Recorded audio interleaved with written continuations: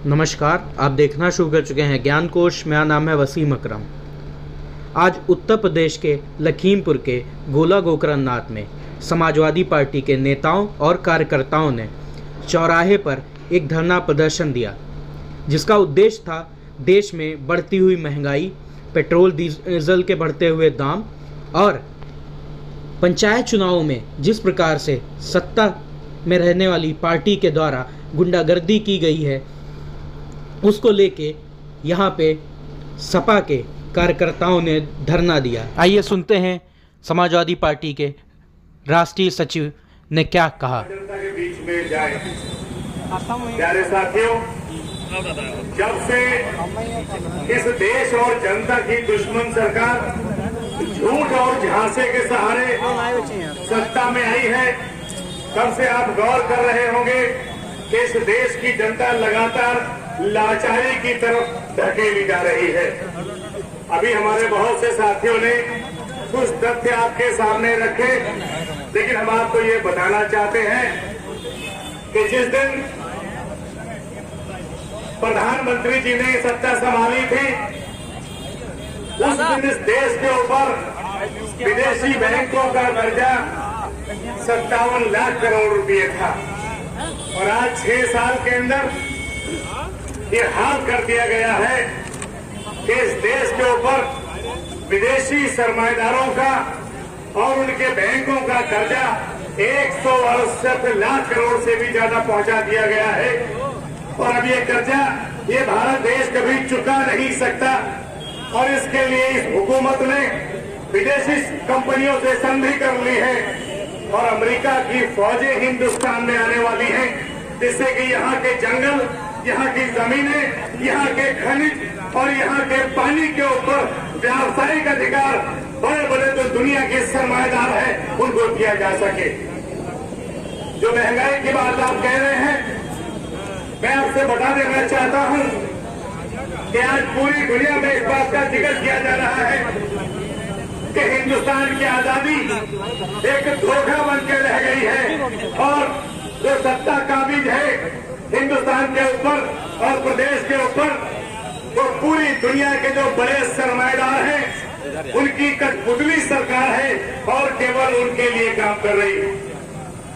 हमें कोई धोखा नहीं है, इस बात को समझने में आपको भी नहीं होना चाहिए कि ये हुकूमत जिस तरीके से अपनी ही जनता से दुश्मनी कर रही है, दुश्मनी का सलूक कर रही है, अब ये सत्ता में रहने के लायक नहीं है। ये बात भी सामने जाहिर हो चुकी है कि इस देश की 1% आबादी के पास इस देश की 80% पूंजी पहुंच चुकी है, और केवल 4 घराने जिनका जिक्र किया जा रहा है, अंबानी, अडानी और उनके रिश्तेदारों के पास में इस देश की 60% से भी ज्यादा संपत्तियां निहित हो चुकी हैं। आज हालत यह है, जनता को लाचार, मजबूर और बेसहारा बनाया जा रहा है। पहली बार ये सरकार दिखाई पड़ी जो न तो न्यायपालिका की परवाह करती है और न जनता की परवाह करती है और न मीडिया की परवाह करती। जिन लोगों ने सच्चाई दिखाने का काम किया, इस सरकार ने उनके ऊपर देशद्रोह के मुकदमे कायम किए हैं। जो बीमारी विदेशों में लेबोरेटरी के अंदर पैदा हुई, जो हवाई जहाज के माध्यम से हिंदुस्तान में आई, जिस बीमारी के आने के बाद लोगों को बीमार पड़ने का मौका दिया गया और बड़े पैमाने पर बीमारी को फैलने का मौका दिया गया, और जब लोग मरने लगे तो सरकार ने केवल ताली और थाली बजाने का काम किया। आज बीबीसी के लोग ये बता रहे हैं, जो ब्रॉडकास्टिंग एजेंसी है, कि इस देश के अंदर 42 लाख मृत्यु के आवेदन पत्र लंबित पड़े हैं, जबकि सरकार केवल ये बता रही है केवल 4 लाख लोगों की मौत हुई। ये देश की जनता की दुश्मन सरकार है, उसको आर्थिक तौर पे लाचारी की तरफ ले जा रही है और विदेशी शक्तियों के हवाले कर दे रही है। जनता की जो सामाजिक शक्ति थी उसको तोड़ने के लिए जातियों में बांटा जा रहा है, समाज को तोड़ा जा रहा है। और अभी जैसा कि हमारे पूर्ववर्ती वक्ताओं ने बताया कि अब चुनाव आने लगा है तो कोरोना का डर दिखा रहे हैं, मीटिंग करने के लिए, असेंबली करने के लिए लेकिन कांवड़ियों को उत्तर प्रदेश में छूट दी जा रही है और उत्तरांचल में इस बात की छूट नहीं मिली। माननीय उच्च न्यायालय ने संज्ञान लिया है कि आखिर कौन से वो कारण हैं जिनके लिए उत्तर प्रदेश में कांवड़ियों को चलाने की इजाजत दी जा रही है। मैं बता देना चाहता हूं अधिकारियों को कि कोई भी अधिकारी, कोई भी कर्मचारी किसी मंत्री, मुख्यमंत्री, प्रधानमंत्री के नाजायज आदेश को मानने के लिए बाध्य नहीं है। और अगर वो किसी भी नेता का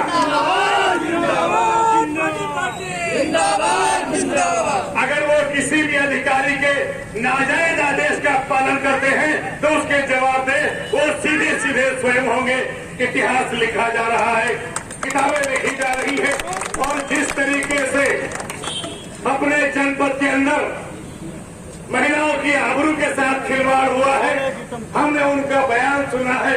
उन्होंने इस बात को कहा बसगवा में बेइज्जत होने के बाद में कि अगर हमें मालूम चलता कि राजनीति में आने के बाद हमारे साथ में ये सलूक होगा तो कभी हम आने की हिम्मत नहीं करते। आज ये जो हुकूमत बैठी हुई है, इस हुकूमत ने महिलाओं की मर्यादा पर हमला किया है, लोकतंत्र की और संविधान की मर्यादाओं पर हमला किया है, इसने समाज पर हमला किया है, इसने देश की अर्थव्यवस्था पर हमला किया है, संसद और विधानसभाओं को मिट्टी में मिला दिया है, न्यायपालिका को मिट्टी में मिला दिया है। और अब समय आ गया है कि हिंदुस्तान की जनता निकल के आए और इस हुकूमत को वहां पहुंचाए जहां इसका अंजाम लिखा हुआ है, जहां पर इनको सजाएं, इनके गुनाहों की सजाएं दी जा सके।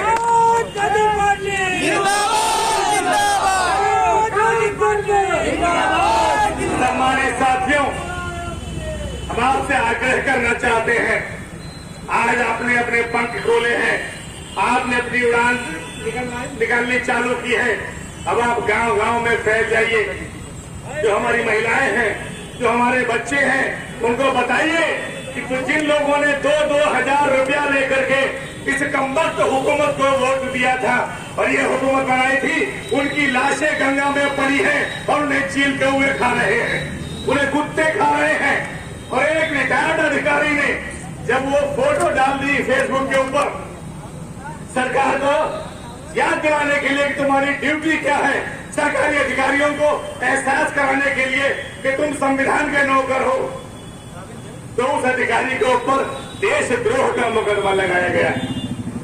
आज देश का दुश्मन कौन है और इस देश का भक्त कौन है, इसको पहचानने का समय आ गया है।